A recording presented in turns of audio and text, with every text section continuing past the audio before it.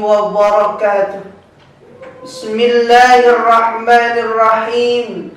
Alhamdulillahi rabbil alamin. Wal aqibatu lil muttaqin wala udwana illa 'alal zalimin.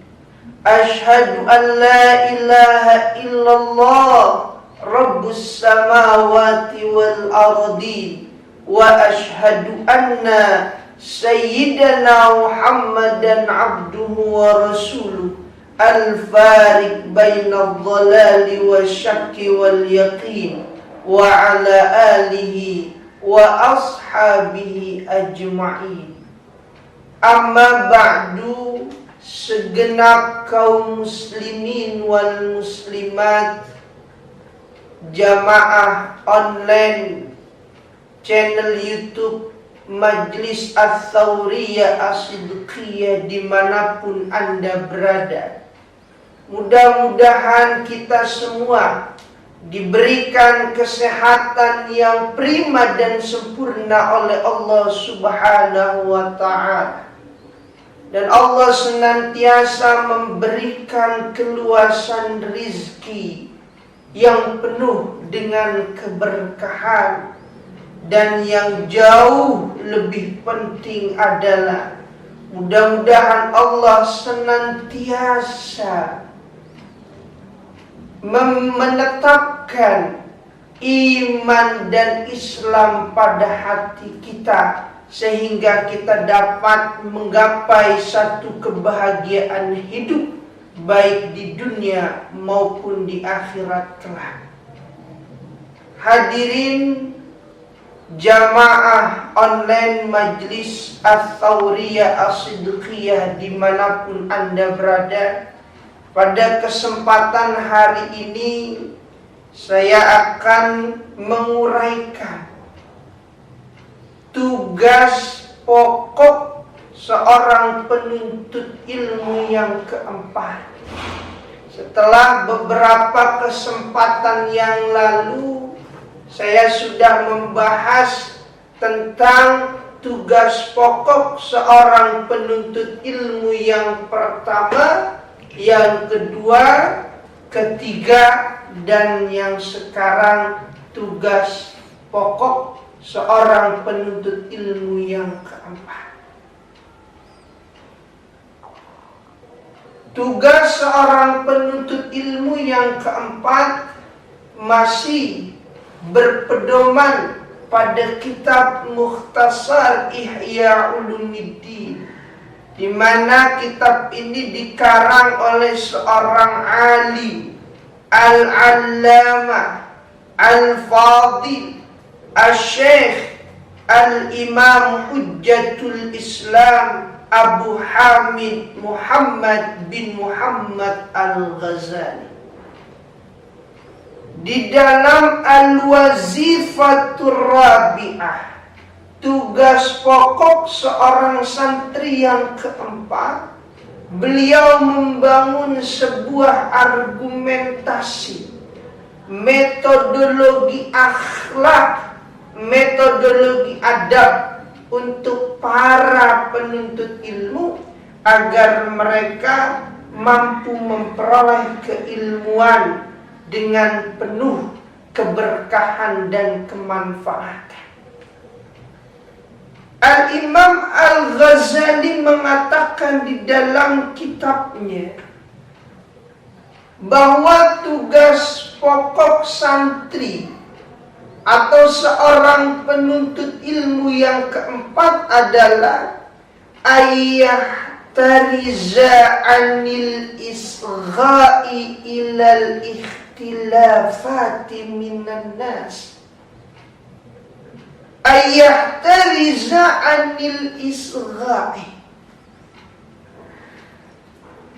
seorang penuntut ilmu harus mampu menjaga dirinya, atau dalam kata lain mereka harus waspada anil isgha'i ilal ikhtilafati minan nas, dari menaruh perhatian atau bahkan berlangsung dengan berbagai macam bentuk perselisihan kepada orang lain. Nah, hal ini sering terjadi di kalangan para santri atau para pembelajar pada umumnya. Dan bahkan perbedaan-perbedaan atau perselisihan-perselisihan yang terjadi di kalangan para santri itu bermacam-macam. Ada yang muncul dari dimensi verbal, ada yang muncul dari dimensi fisik, bahkan muncul dari argumentasi-argumentasi atau dialog yang dibangun oleh para pelajar atau para santri itu sendiri. Misal saya berikan contoh dari dimensi lisan atau verbal. Misal saya berikan contoh perselisihan yang terjadi di kalangan para pelajar atau para santri dari dimensi lisan atau verbalnya. Terkadang para santri ini ketika dia berdialog, dia berbicara, sering sekali dengan suara yang bernada tinggi atau bahkan menyinggung perasaan teman yang lainnya.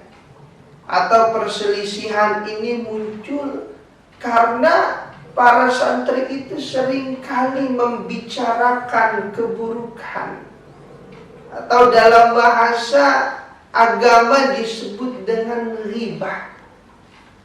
Bahkan yang jauh lebih parah, perselisihan ini terjadi dari dimensi lisan karena para santri juga sering itu melakukan fitnah misalnya. Inilah perselisihan-perselisihan yang sering terjadi di kalangan para santri. Sehingga pada akhirnya ketika perselisihan ini berlebihan, maka timbullah perselisihan pendapat yang begitu luar biasa di kalangan para santri. Atau dari dimensi fisiknya, banyak para pelajar, santri, seorang penuntut ilmu kalau bercanda berlebihan. Terkadang ada santri yang ketika temannya ingin duduk di bangku, bangkunya ditarik oleh temannya. Atau menggunakan tangan dan kaki untuk bercanda, kemudian bercandanya itu berlebihan, timbullah perselisihan di antara santri, bahkan bisa menimbulkan perkelahian. Atau bahkan dari argumentasi, bahkan dialog yang dibangun oleh para santri misalnya. Ketika para santri ini orang-orang yang baru masuk ke dalam satu lembaga pendidikan atau pondok pesantren, kemudian mereka berdiskusi, ada yang berargumentasi bahwa pondok pesantren ini bagaikan penjara. Segala sesuatunya itu diatur sedemikian rupa. Jadwal yang begitu padat, dari mengaji sampai belajar di sekolah, masuk kelas ngaji lagi dan seterusnya.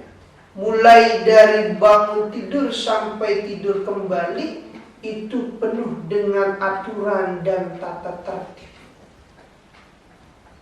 Dan dari dialog yang dibangun oleh mereka, ya seakan-akan pondok pesantren ini bagaikan penjara untuk mereka. Mereka tidak bebas untuk melakukan mobilisasi keluar main atau menggunakan gadget semaunya, seenaknya, itu di dalam pesantren atau lembaga pendidikan ini sangat-sangat terbatas.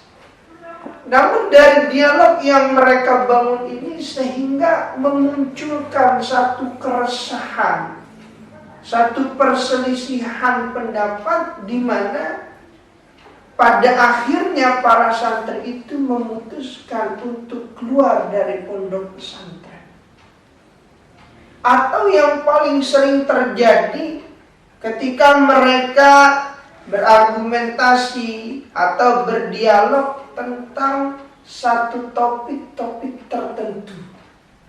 Misalnya membahas topik tentang percintaan. Ada satu kelompok atau bahasa sekarang lebih populer dengan sebutan geng. Dalam satu geng itu misalnya ada 3 orang anak. Ada yang bernama Zainab, Aisyah, dan Fatimah. Mereka sering berdialog membahas tentang topik-topik percintaan. Ketika Zainab mengungkapkan bahwa dia suka dengan salah satu lawan jenisnya di pondok pesantren atau di sekolah. Ternyata pada saat dia bercerita tentang itu, Fatimah ini juga menyukai sosok yang sama. Sehingga pada akhirnya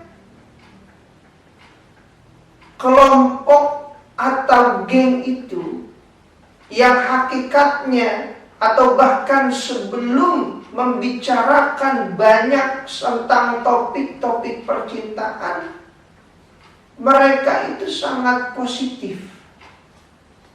Dialog-dialog yang dibangun, mereka saling support, kemudian memberikan semangat antara satu dengan yang lainnya. Mereka bangun kelompok itu begitu sangat positif.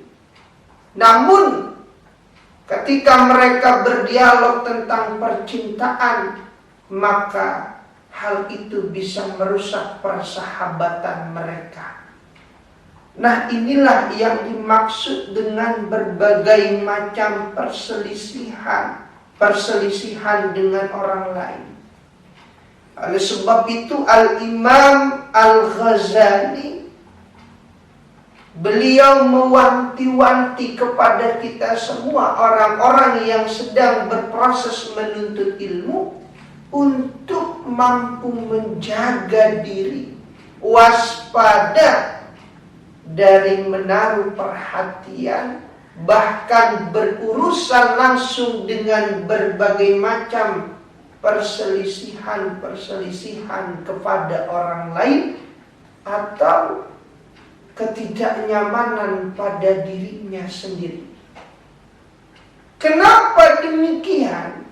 Al-Imam Al-Ghazali melanjutkan argumentasinya. Fa inna dzalika yurithu dahsyatan wa hiratan. Maka sesungguhnya yang demikian itu, ketika seorang pelajar, seorang santri, mereka menaruh perhatiannya bahkan berurusan langsung dengan perselisihan, yurithu dahsyatan wa hiratan, maka hal itu dapat mewariskan atau meninggalkan keraguan-raguan, kerancuan, bahkan keresahan pada jiwa. Sehingga pada akhirnya mereka tidak nyaman berada dalam satu lembaga pendidikan, khususnya di dalam pondok pesantren. Makanya harus dijaga setiap kita, pribadi kita, ketika kita sedang berproses menuntut ilmu, jangan sampai kita masuk pada lubang perselisihan. Terlebih-lebih para santri yang baru masuk ke dalam lembaga pendidikan atau pondok pesantren, di mana mereka baru menyesuaikan diri mereka. Kemudian mereka sudah membangun dialog ketidaknyamanan, maka akan menggundahan hati dan jiwa mereka. Sehingga saya sampaikan, ketika ini sudah terjadi, mereka bisa memutuskan keluar dari lembaga pendidikan tersebut. Fa'innahu yamilu fi awalil amri qalbahu ila kulli ma yulqa ilaihi. Al-Imam Al-Ghazali melanjutkan argumentasinya. Fa'innahu yamilu fi awalil amri qalbahu. Maka sesungguhnya seorang pelajar, seorang penuntut ilmu akan memiliki kecenderungan pada hatinya ila kulli ma yulqa ilaihi, terhadap setiap argumentasi yang diberikan kepadanya. Jadi ketika dialog perselisihan ini dibangun di kalangan santri, ketika seseorang yang belum bisa menyesuaikan dirinya dengan pondok pesantren, pasti dia akan memiliki kecenderungan pada hatinya. Setiap argumentasi yang dibangun oleh teman-temannya atau perselisihan-perselisihan yang terjadi, yang mereka, yang seorang santri itu terlibat di dalamnya, maka dia akan banyak berpikir, maka dia akan banyak memiliki asumsi-asumsi baru terhadap argumentasi yang muncul di kalangan para santri tersebut. Khususan ila turukit ta'tili, terutama dari jalan-jalan penghambatan.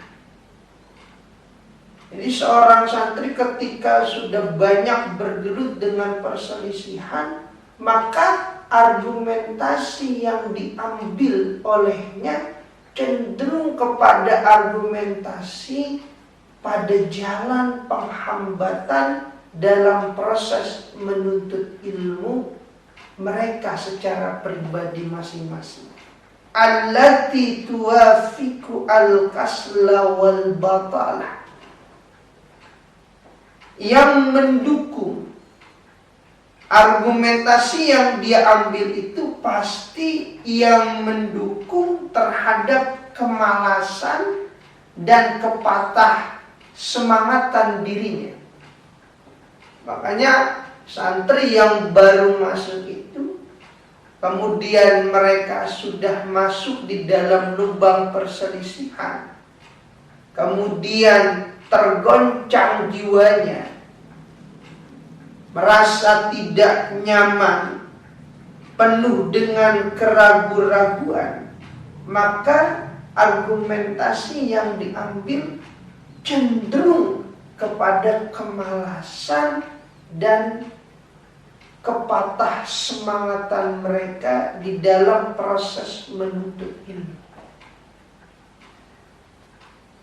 Walihadza la yajuzu lil mubtadi'ina al-iktida'u bi af'alil muntahina.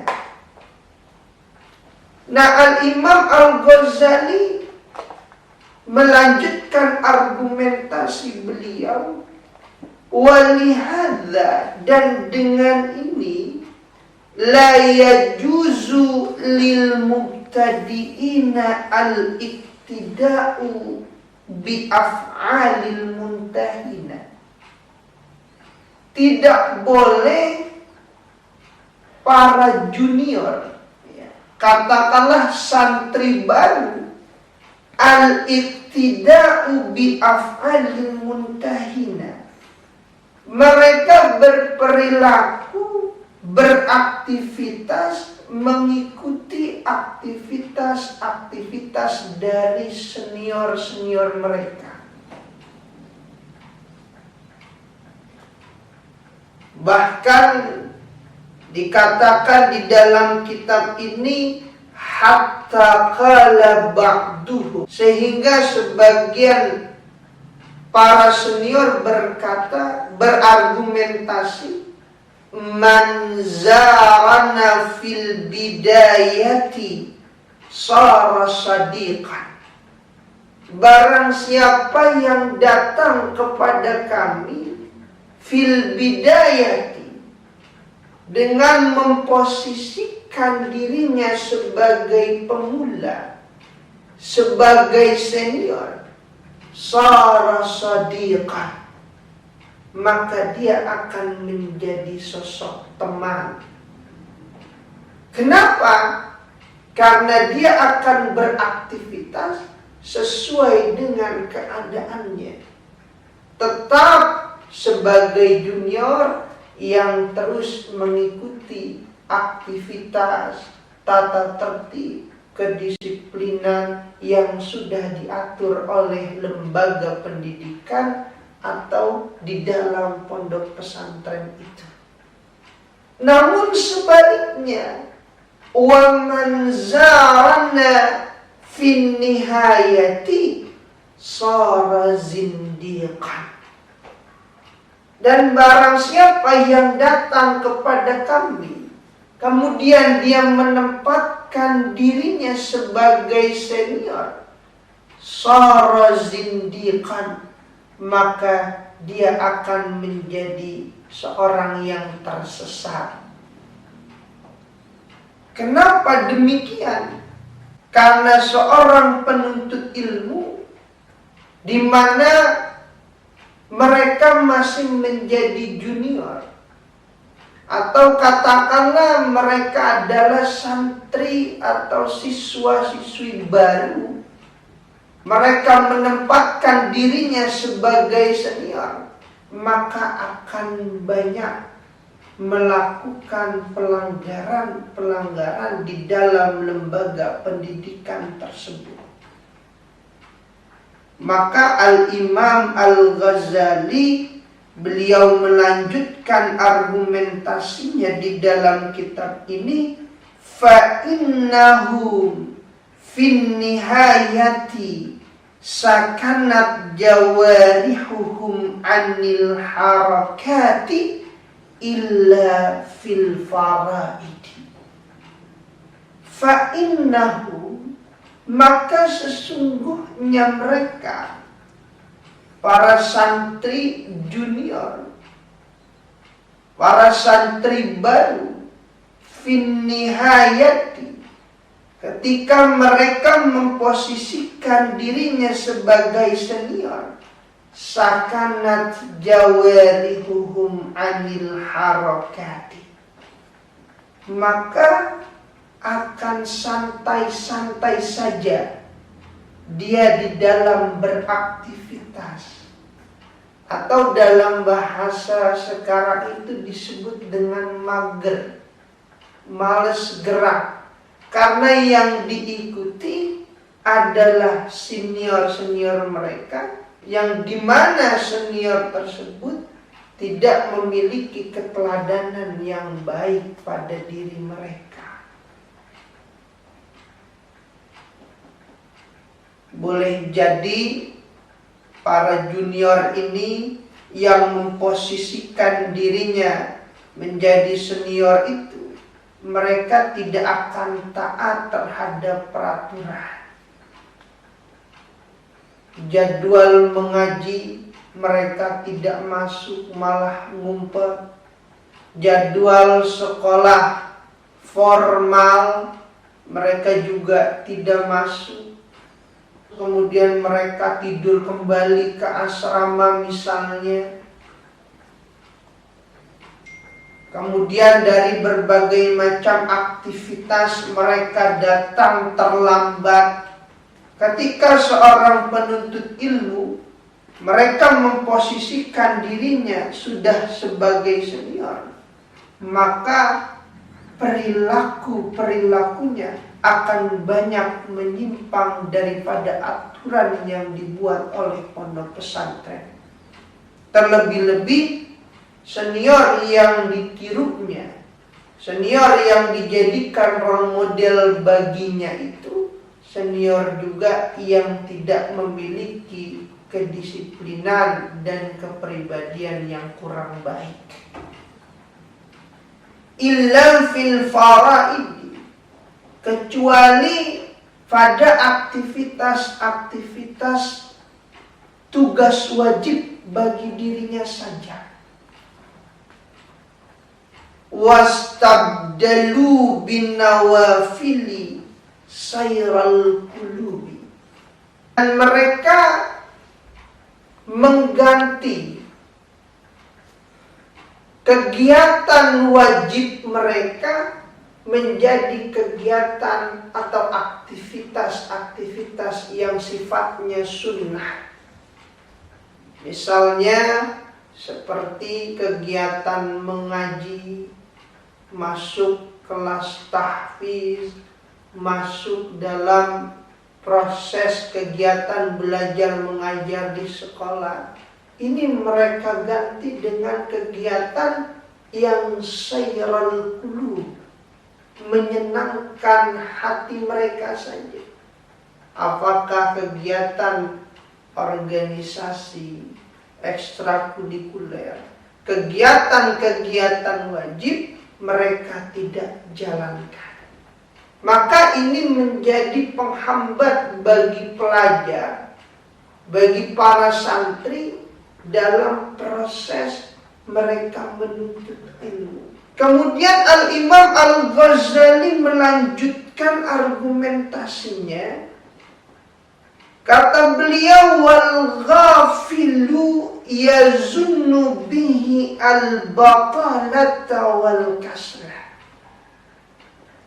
Dan seorang yang lalai yazunnu bihi al-batala wal kasrah, dia akan memikirkan atau menyangka terhadap argumentasi atau aktivitas yang mendukung mereka melakukan kemalasan atau kepatah semangatan. Seperti halnya firman Allah Subhanahu wa ta'ala di dalam kitabnya. Allah berfirman, wa taral jibala tahsabuha jamidatan wa hiya tamurru marras sahab. Wa taral jibala tahsabuha jamidatan, dan engkau akan melihat gunung-gunung tahsabuha jamidatan. Engkau berprasangka bahwa gunung-gunung itu tetap di tempatnya. Wahia tamurru marras sahab, padahal gunung-gunung itu berjalan sesuai dengan jalannya awan. Ini merupakan tamsil bagi orang-orang yang lalai. Orang yang lalai akan berpikiran dan menyangka bahwa argumentasi atau bahkan aktivitas-aktivitas yang mendorong kemalasan pada dirinya itu hal yang bisa mereka nikmati. Dan ayat ini merupakan tamsil atau perumpamaan bagi orang yang lalai. Orang yang lalai ini sering menjadikan argumentasi atau aktivitas-aktivitas yang mendukung kemalasan itu merupakan hal yang baik untuk dirinya. Padahal seorang penuntut ilmu harus memiliki sifat al-jaddu, al-muwazabah, bahkan harus punya himmah. Al-jaddu, seorang penuntut ilmu harus memiliki sifat sungguh-sungguh. Al-muwazabah, kemudian punya aktivitas yang kontinu, terus menerus belajar, bahkan memiliki himmah, cita-cita, semangat, target yang harus mereka capai pada saat mereka berproses sebagai seorang penuntut ilmu. Sehingga seorang penuntut ilmu tidak boleh terbawa arus oleh kemalasan dan kepatah semangatan. Hal ini sama seperti apa yang Allah ungkapkan di dalam firman-Nya, wa taral jibala tahsabuha jamidatan wa hiya tamurru marra sahab. Dan engkau akan melihat gunung-gunung, tahsabuha, yang engkau sangka jamidatan, gunung-gunung itu tetap di tempatnya, wahia tamurru marra sahab, padahal gunung-gunung itu berjalan layaknya berjalannya awan. Peristiwa ini terjadi pada saat malaikat Israfil meniupkan sangkakalanya. Tergoncang bumi, bahkan gunung-gunung terapu, gunung-gunung seperti bulu yang berterbangan. Orang-orang yang tertutup hatinya, yang dia tidak akan mampu melihat kenyataan terhadap kekuasaan Allah Subhanahu wa Ta'ala, di mana gunung-gunung itu bisa berterbangan layaknya dia berjalan seperti jalannya awan.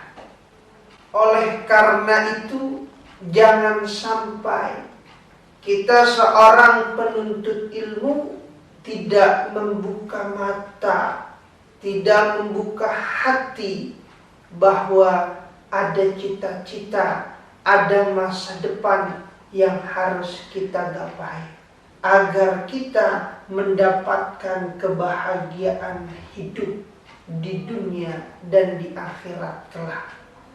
Para hadirin jamaah online channel YouTube Majelis Ats-Tsauriyah Asy-Syidqiyah dimanapun Anda berada, khususnya kalian yang sekarang sedang berproses menuntut ilmu, di mana sekarang kalian berstatus sebagai seorang pelajar, seorang santri, maka ingatlah al-wazifa ar-rabi'ah, tugas pokok seorang santri yang keempat, berdasarkan argumentasi yang dibangun oleh Al-Imam Abu Hamid Muhammad bin Muhammad Al-Ghazali, ayyahtariza anil isgha'i